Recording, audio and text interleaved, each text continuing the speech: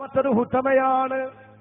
ഹുത്തമ വല്ലാത്ത അത്ഭുതമാണ്. ഹുത്തമ എന്ന് പറയുന്ന നരകത്തിന്റെ തട്ടേടാണ്.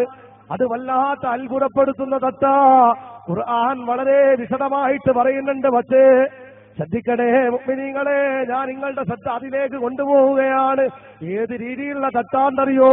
4 ഭാഗവും ഭിത്തിവെക്കുമ്പോ ഈ ഹുതമ എന്ന് പറയുന്ന ഒരു തട്ട് അത് നീണ്ട ഒരു തൂണ് പോലെയുള്ള തട്ടാണ്. നീണ്ട ഒരു തൂണ് പോലെയുള്ള തട്ട്. അതിന്റെ ഉള്ളിലേക്ക് മനുഷ്യന്മാരെ വലിച്ചെറിഞ്ഞ അതിൽ കത്തിയാളുന്ന തീയിന്റെ ചൂട് കാണത്ത ഈ തട്ടിൽ നിന്ന് എണീറ്റ് ഓടാൻ വേണ്ടി തുടങ്ങുമ്പോ അള്ളാന്റെ ഖുർആൻ പറയുന്നുണ്ട് അതിന്റെ മുകളിൽ അടപ്പിടുന്നതാണ്. അതിന്റെ മുകളിൽ ഒരു അടപ്പിട്ട് കൊടുക്കും. മനസ്സിലാണ്ടോ പറയുന്നത്? അതിന്റെ മുകളിൽ ഒരു അടപ്പിട്ട് കൊടുക്കും. നീണ്ട തൂണ് പോലുള്ള. ഇതിന്റെ ഉള്ളിലേക്ക് ആണുങ്ങളെയും പെണ്ണുങ്ങളെയും അള്ളാഹു വലിച്ചെറിയുമെന്ന് അള്ളാഹു കാത്തിരിച്ചു. കല്ലാ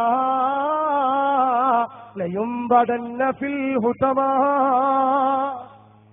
കല്ലാ ലയുംബദന്ന ഫിൽ ഹുതമാ വമാ അദ്റാക വൽ ഹുതമാ നാറുല്ലാഹിൽ മൂഖദാ അല്ലതീ തത്വലിഉ അലൽ അഫ്ഇദ. ഹുതമ എന്ന് പറയുന്ന തീയിലേക്ക് മനുഷ്യന്മാരെ ഇട്ടാൽ അത് മറ്റുള്ള നരകങ്ങളേക്കാ കഠിന കഠോരമായ ചൂടാണ്. പുറത്തുള്ള തീയിലേക്കാ ചൂട് കൂടുതലാണ്.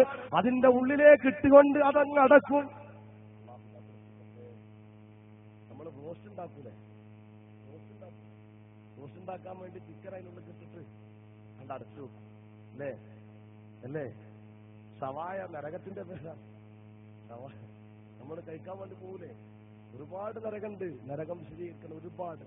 നമ്മൾ തിരിണകോയി ആ രീതിയിൽ മനുഷ്യന്മാരുടെ വയറ്റിലൂടെ കമ്പി കയറ്റിയിട്ട് തിരിച്ചു കളയും. അല്ലാഹു കാത്തിരക്ഷിക്കട്ടെ. ഈ രൂപം നോക്കി ഞാൻ പറഞ്ഞല്ലോ ഒരു രൂപം. കുറച്ച് സഹോദരിമാരുടെ കാലുകൾ